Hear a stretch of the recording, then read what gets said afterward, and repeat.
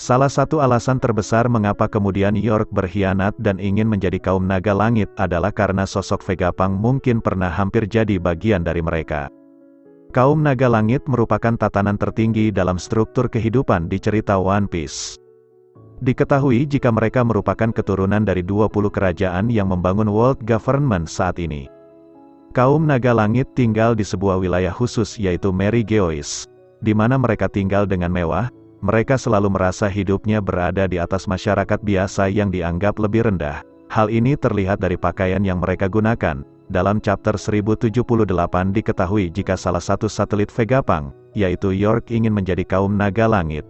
Apakah ini ada kaitannya dengan masa lalu Vegapunk?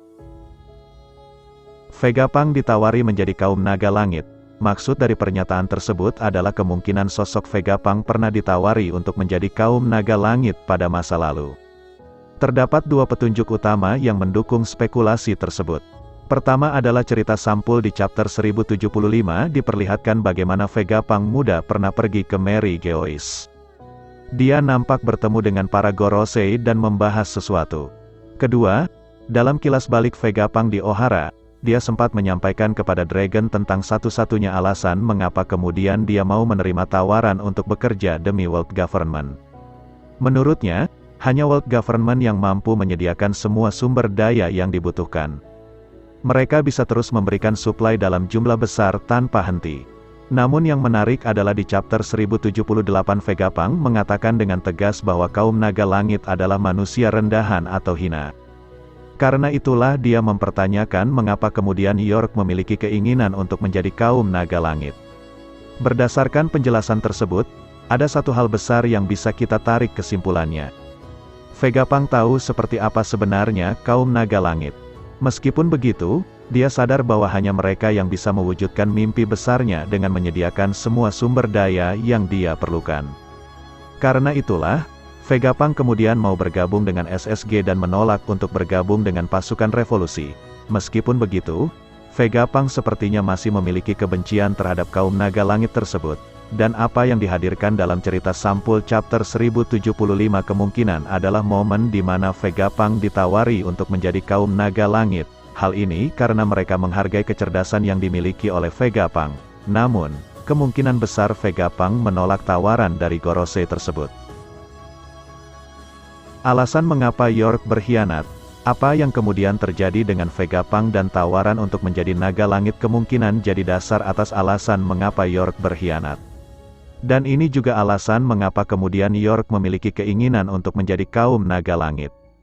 Dalam chapter sebelumnya sempat dibahas jika York merupakan perwujudan dari hasrat terbesar atau keinginan Vegapunk. Karena keenam satelit Vegapunk mewakili masing-masing emosi atau sifat Vegapunk, rasanya masuk akal jika kemudian York menjadi perwujudan dari hasrat terbesar sang ilmuwan.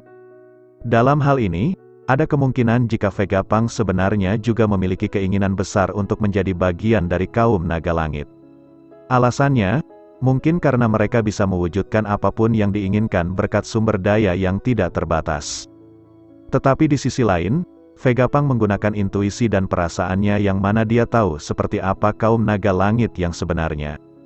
Dia tahu jika kaum naga langit adalah kelompok yang korup, suka menindas, selalu memandang rendah masyarakat biasa, dan sebagainya. Ini yang mungkin jadi alasan mengapa Vegapunk mengatakan jika mereka adalah manusia rendahan. Lalu, apa koneksinya dengan York dan pengkhianatannya? York tidak memiliki kemampuan berpikir lebih jauh seperti Vegapunk, karena dia memang hanya mewakili satu emosi atau perasaan saja yaitu hasrat, dan ini juga yang kemudian ditunjukkan oleh York di mana dia berkeinginan untuk menjadi kaum naga langit dengan menyingkirkan Vegapunk dan bekerja sama dengan world government. Ini adalah hasrat terbesar dari Vegapunk. Keinginan York mustahil terjadi, pertanyaan besarnya kemudian adalah apakah York memang mampu untuk menjadi bagian dari kaum naga langit. Meskipun York sangat ingin jadi kaum naga langit, tapi hal ini mustahil untuk terwujud. Satu hal utama yang membuat keinginan York mustahil terwujud adalah karena dia bukan keturunan 20 kerajaan. Seperti yang disebutkan sebelumnya, posisi naga langit adalah mereka yang merupakan 20 keturunan kerajaan yang membentuk world government. Di sisi lain, York bukan bagian dari 20 kerajaan tersebut. Dia hanya satelit dari Vegapunk dan merupakan manusia buatan. Karena itulah, rasanya masuk akal jika kemudian World Government tidak mau memberikan status tersebut begitu saja kepada York. Status naga langit merupakan posisi yang tidak bisa diberikan begitu saja kepada orang lain. Yang menarik adalah bahkan World Government justru menganggap York sebagai ancaman.